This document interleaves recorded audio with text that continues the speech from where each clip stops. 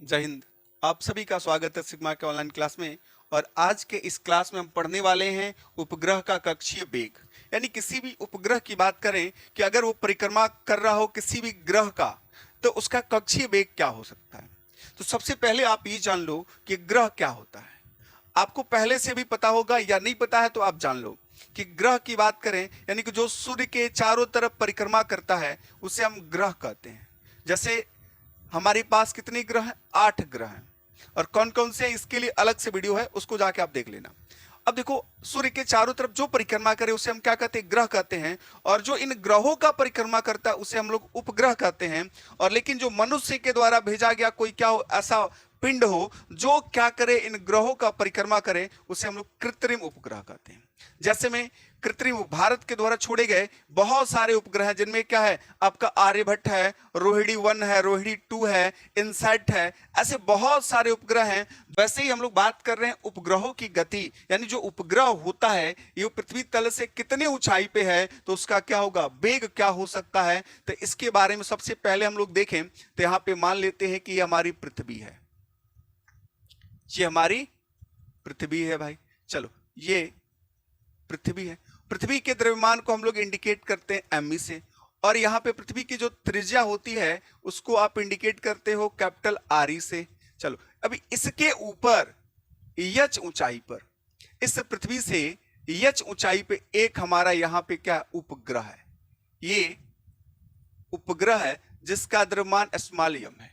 और ये क्या कर रहा, भी वेग से, किस वेग से? भी वेग से इस पृथ्वी के चारों तरफ वृत्तीय गति कर रहा है। कौन सी गति कर रहा है भाई? वृत्तीय गति। जब ये भी वेग से पृथ्वी के चारों तरफ गति कर रहा है तो ये भी का ही मान हमको ज्ञात करना है। तो आप मान लो यहां से यहां तक की दूरी r है और यहां से यहां तक की दूरी h है। तो टोटल दूरी अगर हम करना चाहें तो इसको लिख सकते हैं r is equal to H plus R E, या आप लिखोगे क्या, आर ई प्लस एच। तो यहां से लेकर यानी पृथ्वी के केंद्र से जो उपग्रह है वहां तक की जो दूरी है वो कितनी है? r है।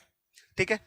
अब ये आपको देखना है कि आपको बताया गया पहले से कि अगर हम बात कर रहे हैं वृत्तीय गति की, तो कोई भी पिंड वृत्तीय गति तभी तक कर सकता है जब उस पिंड पे क्या हो, अंदर की तरफ कोई बल कार्य कर रहा हो। जिस बल को आप क्या कहते हो? अभिकेंद्र बल कहते हो। यानी वृत्तीय गति अगर कोई पिंड कर रहा है, वृत्तीय गति में अगर कोई पिंड है तो उस पे लगने वाला जो अभिकेंद्र बल होता है वही उस वृत्तीय गति को कंटिन्यू करने का क्या कार्य करता है।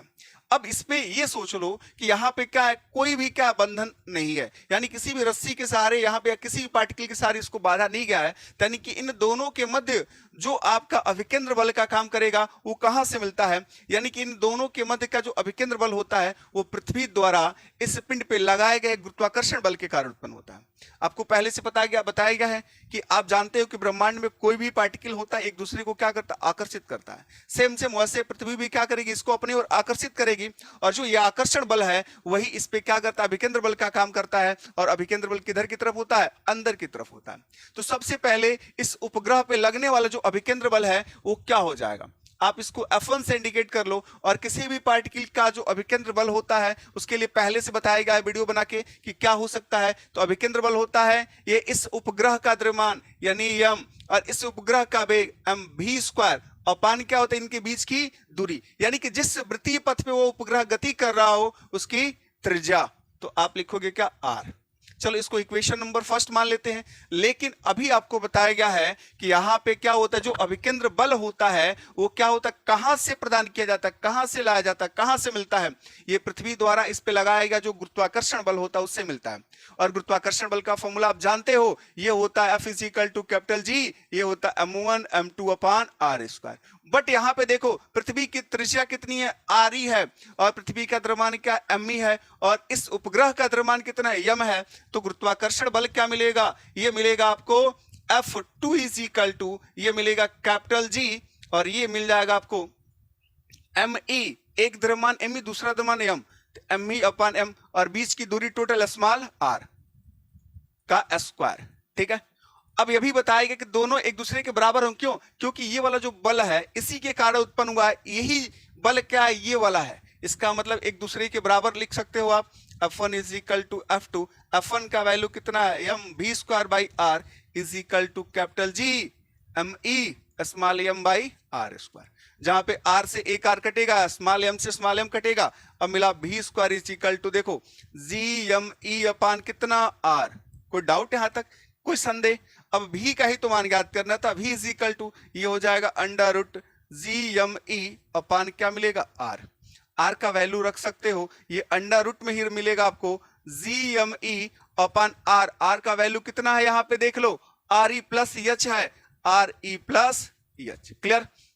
देखो ये वेग आपको मिल गया। किसी भी उपग्रह का जो कक्षीय वेग होता है यही होता है, v is equal to under root GME upon RE plus H. अगर गुरुत्वीय त्वरण के रूप में इसको लिखना है तो आप लिख सकते हो, F इज इक्वल टू आप जानते हो ये होता है आपका mg, तो F के स्थान पे क्या पुट करोगे, mg।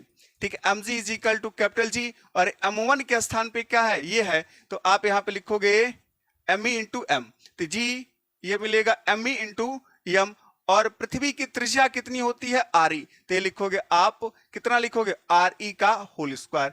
m से m कटा, इसको इधर भेजोगे तो ये मिल जाएगा GME is equal to small g into RE का स्क्वायर।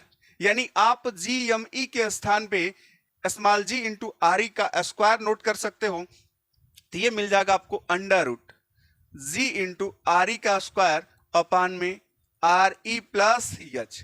RE का स्क्वायर है, रूट से बाहर आएगा तो इसको लिख सकते हो RE under root G by ये होगा RE प्लस एच। क्लियर? और इसको और भी इसका रूप बदल सकते हो, भी का मान अगर ये कह सकते हो ये जो उपग्रह है इसके बहुत समीप हो तो इसके समीप हो, यानी कि हम क्या करेंगे, RE की तुलना में बहुत बहुत छोटा हो एच का मान, तो एच को नगण्य मान के छोड़ देंगे, तब ये मिल जाएगा RE under root G by कितना RE। क्लियर? ये आप इतना भी लिख सकते हो, और भी इसका रूप इससे डिवाइड करोगे तो कुछ और मिल जाता है। ठीक है, तो आप उतना भी लिख सकते हो, या डिवाइड करके लिखोगे तो ये मिलेगा अंडर रूट, अंडर रूट से इसका कटेगा तो क्या मिलेगा, अंडर रूट RE मिलेगा। इसका मतलब ये होगा अंडर रूट ये मिलेगा RE इंटू जी।